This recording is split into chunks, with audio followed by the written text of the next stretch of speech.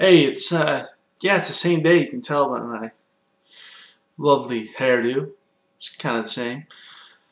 Yeah, I just made a video and I was given an idea by a subscriber of mine to to just do some more fantasy booking because I kind of got out of it after the Mickey Babylon thing because I was kind of let down. I was like, oh, I wanted to finish Star Duels. I was almost done on paper, but you know what? I decided to do something completely different. I went the other direction. I went to WrestleMania XXVIII. It's just a fantasy booking. It's not. I know not everyone's cleared to wrestle, and a few of the guys aren't even technically in the company. But this is plausible. Maybe not this year, but like next year. So I'd like to start off with the Money in the Bank ladder match, featuring Dolph Ziggler versus Randy Orton versus Alberto Del Rio versus Kofi Kingston versus Big Show versus Evan Bourne versus Drew McIntyre versus Seth Rollins. I would have this be Seth Rollins' first official WWE match. And basically the idea is I'd get him over big time. Just ridiculously over. I would have him have a very strong showing, have him take a beating, and then you'd think he was out of the match, and then it's like, what the hell, he's coming back. Maybe do a missile drop kick off the top rope, knock someone off a ladder. Crazy shit like that. Sunset bomb off the ladder. You gotta have someone who's doing that and everyone remembers him. That's what it worked with Shelton, right? And Rollins is a lot better than Shelton in every way imaginable. Except for amateur wrestling. And what I want to do also is I want to make Dolph Ziggler look like the heel version of Rollins. He'd be cowardly. He'd pick his spots. He would be outside of the ring fighting his time while everyone else was fighting, and then go in at an opportune time and strike. And I'll get some boos. Del Rio would serve his purpose, being overly stiff and whatnot. Randy Orton would be obviously the favorite, the star power, kicking ass, demolishing, that sort of thing. Big Show would be my wrecking ball. I would have just cool spots like Kofi jumping off the ladder and Big Show catching him, and then maybe Big Show throwing him right into the ladder and taking out the ladder. Cool shit like that. Evan Bourne to do a shooting star, whatever. Drew Mac, I would actually have looked good, but not like great, because you don't want everyone to be a star. It gets confusing that, but everyone would look reasonably good. And what I would want to do is actually have Seth Rollins going for the case, like no one knows who this guy is, and then Ziggler comes out of nowhere, ends up super kicking him off the ladder. Rollins hits the mat, Ziggler takes down the case, and you got your winner, Dolph Ziggler. I think it's a great idea. Dolph's ready, so whatever, it works. He wouldn't have to challenge for at least a few months, maybe even a whole year. And then we have the Intercontinental Championship versus career match. Cody Rhodes, the champion, versus the challenger, his brother Goldust. Obviously, you could do a lot of personal stuff. Continue with Rhodes mocking Goldust and everything. And best part of this is I wouldn't have to see Big Show one-on-one at WrestleMania again. Hey man, it'd be a great match. People underrate Goldust, Dustin Rhodes, you can call him. They underrate him like you wouldn't believe. And I know a lot of people say someone's underrated. Jack Swagger's underrated. Fuck no. I didn't even put him on this card. But I mean, man, both Rhodes are underrated. Great talent. That whole family is just ridiculously talented. And I would have Goldust survive 2 Crossroads. And the crowd would flip out like no one's ever survived 2. And then Cody would use a move that I would be building up over the time, the Crossface Chicken Wing, which is the most devastating submission hold of all time. If you know about Bob Backlund, then you agree. And yeah, Rhodes, I would have be the Intercontinental Champion for at least 12 months. I mean, I would have him bring that title back to prominence, and then eventually challenge the World Heavyweight Champion. Then we have the WWE Tag Team Championship, Primo and Epico versus the fairly new team and undefeated team of Kassius Ohno and Antonio Cesaro, better known as Chris Hero and Claudio Castagnoli. And it would be a glorified squash, probably about 5-6 minutes, and it would end in a KRS-1, say Primo gets pinned. Post-match, Cesaro, grabs a mic, says like something really concise. Like, you wanted the best, you got the best, something like that, like Kiss used to say. And then Hero or Ohno would, he would cut a ridiculous, short, effective promo, just like he did in ROH. And they would proclaim themselves, at that moment, the kings of wrestling, or the kings of tag team wrestling. Something really effective, playing off their Kings of Wrestling gimmick. Then I would do, probably at this point, Sheamus versus Wade Barrett. You got two of the guys that are just about to get to that level. And this would be kind of the elimination thing. It's like the next guy will probably go to the main event. The other guy's not far behind. And I would have Sheamus beat Barrett clean because, hey, that's what the fans want. Then I do like a Santino backstage skit, maybe with the celebrity. Obviously, I wouldn't try to make it kiddie. I would just let Santino be funny, because that dude is one of the funniest men alive. Trust me, I'm a comedian. Then we'd have the WWE Women's Championship. Beth Phoenix, the champion, the Glamazon, versus the challenger, returning Trish Stratus. I would actually build this up and not just do a surprise where Trish shows up. Build it up for a couple months. Whatever. And, yeah, I would have Beth survive the chick kick and the Stratus faction, and then eventually Trish would go for another Stratus faction, be countered into the Glam Slam, and Trish would be pinned. After the match, Trish would congratulate and even raise the hand of Beth Phoenix, only for when Trish is leaving, you would hear Karma's music hit. Karma comes out, has a stare down with Beth Phoenix, and you obviously know that's the next big women's feud. And it's like, wait a minute, they're focusing on women's wrestling now? This is kind of cool. I'm not going to change the channel or take a piss every time they have their 2-minute matches. Then we have a match that you guys wouldn't necessarily expect.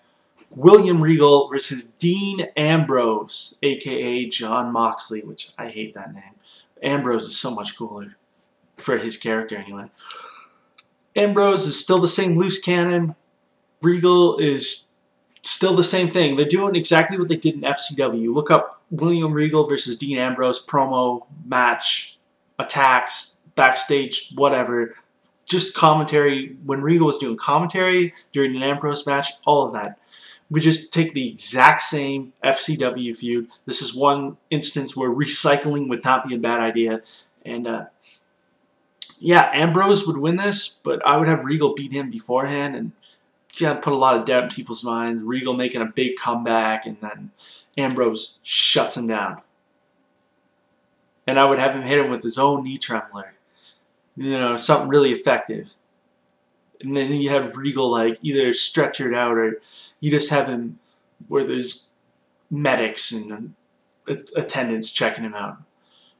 And Ambrose, I'm obviously going to build to being a world champion one day. Definitely going to be a contender. I think he could pull it off in real life too. And this, obviously, this seems weird, but this would be my... I would have the book start of the year. This would be almost a time machine. I could have done 29, but I'd rather do 28 because I like all where the wrestlers are at this point in their career. Then we would have an international luchador match. A luchador match. Not Sin Cara. Sin Cara's, he was alright in Mexico, but even then, it's stretching it to say he was great. Rey Mysterio, sorry, versus the real best luchador in Mexico today, heavyweight anyway, La Sombra. I would have Sombra win this match against Rey, but I would have a lot of build go into it. Really target the Latino audience, Hispanic audience. And, yeah, Rey would pass the torch, and I don't know, maybe a retirement angle because Rey's body is given out, or at least have Rey, question whether he wants to do it again. if Rey ever wants to come back, he can continue with the Sombra, even turning heel. I don't know. But yeah, Sombra, definitely I'd have go forward. And I'd have him be a big deal, have him feud with Alberto Del Rio, have him wipe out Sin Cara, probably get Sin Cara off the fucking company, and yeah, whatever. Then we have the World, sorry, not the World Heavyweight Championship. Yeah, the World Heavyweight Championship. Mark Henry, the champion, versus Daniel Bryan. Okay, hear me out. Mark Henry never lost the world title. He just kept beating new challengers. He beat everyone he could beat. He beat Orton again. You know, he beat Christian and Orton in three-way, whatever. He beat everyone. He didn't lose his belt. Bryan has lost to Mark Henry a handful of times, but he always comes closer, but he just gets shut down. It's like he can't do it. He can't do it. This is exactly what WWE should have done, even though I love the heel Daniel Bryan. I would have Mark Henry hit Bryan at one point with a World's Strongest Slam, and then Bryan kicks out, maybe countering into a LeBell Lock. Point is, LeBell Lock would end this match, and Bryan would become the new World Heavyweight Champion. And in my timeline, this would be the first time he won the title, and he would win it as a hero, fair and square, making a man tap out, no Money in the Bank cash-in. In fact, in my timeline, he would have lost the Money in the Bank to Henry, only fueling the fire for their feud. Alright, then we would have the match, the draw match. The Rock versus Chris Jericho. They never had a real proper feud, and this would be a great match.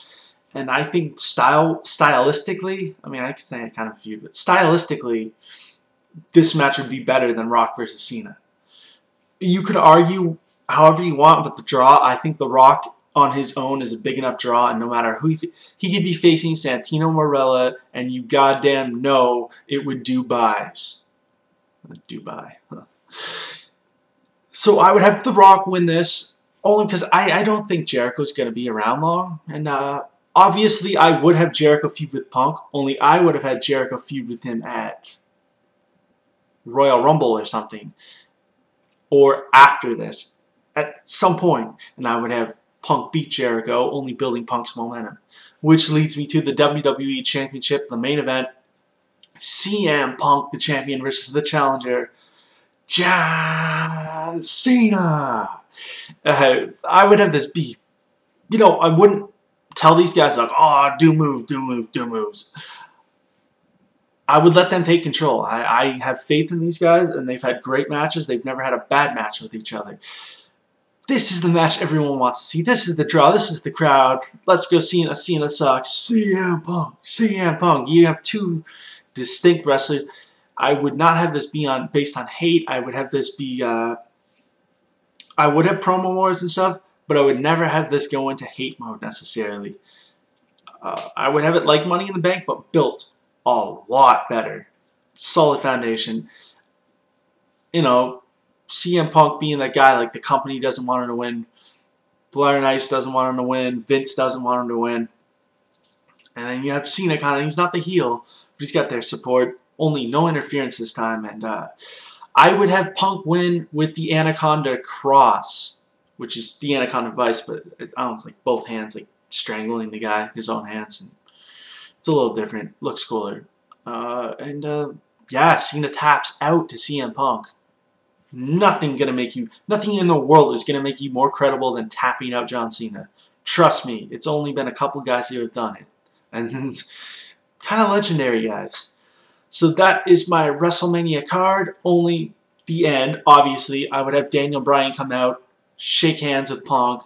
They would hug, embrace each other, raise each other's hands with the belt tie, a la Eddie Guerrero and Chris Benoit at WrestleMania 20. And yeah, you get the fireworks, you get the confetti going off, and you close out with Bryan and Punk emotional in the ring, holding up the belts. They did it. They came from nothing, and they became everything. The end-all, be-all. And that's how you end it, and that's how you effectively pass the torch to the new generation. Notice how Undertaker and Triple H were not on the card. I would have Triple H in the Hall of Fame, and I would have... Undertaker in the Hall of Fame, sorry, and I would have Triple H He's not in the Hall of Fame, but I would have him have him do press, have him play kind of a general manager role. Maybe he pedigrees Johnny Ace. I don't know, but I wouldn't have him in a match. And yep, that's been my WrestleMania 28 fantasy book card. Let me know what you think. If you have any criticisms, make your own card. Make a video response. I would love to see other people respond to this, and I would watch the video. I'd get my popcorn ready. I had a big thing of popcorn. I need an excuse to eat it. Hey. Alright guys, that's been my video, and I think it was pretty good. So enjoy life in this video, and make your own videos. Come on, people. Let's get some discussion going. I've already got a lot of comments on my last video, so let's get more on this. Let's get double that at least. Alright, peace.